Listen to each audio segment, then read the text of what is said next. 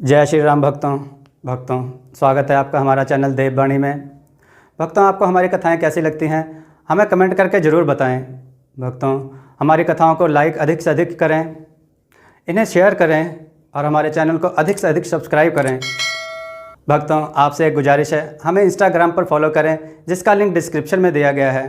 तो चलिए शुरू करते हैं आज की कथा। जय श्री राम भक्तों, सवालों की श्रृंखला में आप सबका स्वागत है। आज का प्रश्न है, शत्रुघ्न जी के कितने बच्चे हैं? अपने उत्तर वीडियो में कमेंट करके जरूर दें। चलिए आज की कथा श्रवण करते हैं। आज की कथा है किसान और बढ़ई का युवती पर मोहित होना। आइए कथा श्रवण करें। किसी गांव में एक किसान था, उसका नाम वीरन था। युवा हो जाने पर भी उसका विवाह नहीं हुआ था। इस कारण उसे खेत के काम के साथ साथ घर का सारा काम भी करना पड़ता था। दोनों जगह काम करने के कारण वह बहुत थक जाता था। उसी के पड़ोस में एक बढ़ई रहता था। वह शादीशुदा था। उसकी पत्नी घर का सारा काम करती थी और बढ़ई केवल बढ़ईगिरी करता था। जब वह अपना काम समाप्त कर लेता था तो उसे पत्नी द्वारा बनाया खाना तैयार मिलता था। इस तरह बढ़ई अपनी पत्नी के साथ हंसी खुशी रहता था। किसान बढ़ई को देखकर सोचता था कि यदि उसकी भी पत्नी होती तो उसे भी बना बनाया स्वादिष्ट खाना मिलता और आराम भी मिलता। किसान के मन में विवाह करने की इच्छा पैदा हुई। वह एक दिन बढ़ई के पास पहुंचा और बोला, मित्र, तुम लकड़ी की कितनी सुंदर सुंदर चीजें बनाते हो। क्या मेरे लिए लकड़ी की एक सुंदर युवती नहीं बना सकते? मैं तुम्हें मुंह मांगा पैसा दूंगा। बढ़ई ने उत्तर दिया, क्यों नहीं बना सकता मित्र, अवश्य बनाऊंगा, तुम 1 महीने बाद आना। किसान 1 महीने बाद फिर बढ़ई के घर पहुंचा। उसने देखा कि ओसार में लकड़ी की एक सुंदर युवती खड़ी है। किसान ने बढ़ई को पुकारा। बढ़ई घर के अंदर से निकलते हुए बोला, लो मित्र, तुम्हारे लिए लकड़ी की युवती तैयार है, कहो सुंदर है ना? किसान ने उत्तर दिया, बहुत सुंदर है मित्र, लेकिन यदि इसके दाहिने गाल पर एक काला तिल लगा दो तो उसकी सुंदरता में 4 चांद लग जाएंगे। बढ़ई ने कहा, इसमें क्या है, अभी लगा देता हूं, और उसने युवती के गाल पर काला तिल लगा दिया। किसान ने लकड़ी की मूर्ति की कीमत चुकाई और उसे अपने घर ले आया। उसने उसे अपने सोने वाले कमरे में खड़ा कर दिया और अच्छे अच्छे वस्त्र तथा आभूषण पहनाए। अब वह मूर्ति सजीव युवती जैसी लगने लगी। अगले दिन किसान ने खेत से लौटकर खाना तैयार किया। उसके बाद वह घर से बाहर निकला और वहीं से आवाज दी, क्या खाना तैयार हो गया है? इसके बाद वह घर के अंदर गया और बोला, हाँ जी, तैयार है, हाथ पैर धोकर खाने आ जाइए। इसके बाद किसान फिर बाहर आया और अच्छा कहकर हाथ पैर धोकर अंदर चला गया। उसने उस दिन भरपेट भोजन किया और मन में सोचा कि यह भोजन उसकी पत्नी ने ही बनाया है। इस प्रकार वह जीवन में पहली बार बहुत खुश हुआ। यह क्रम कई महीने चलता रहा। एक दिन किसान ने खेत से लौटने पर बिना भोजन बनाए ही बाहर से पूछा, क्या अभी खाना नहीं बना? उसके आश्चर्य की सीमा न रही जब अंदर से एक युवती ने उत्तर दिया, खाना तो कब का तैयार है। किसान को अपने कानों पर विश्वास नहीं हुआ। उसने सोचा कि उसे भ्रम हो गया है। उसने सुनिश्चित करने के लिए फिर कहा, क्या खाना तैयार है? कहा तो है कि तैयार है, उसी युवती का स्वर था।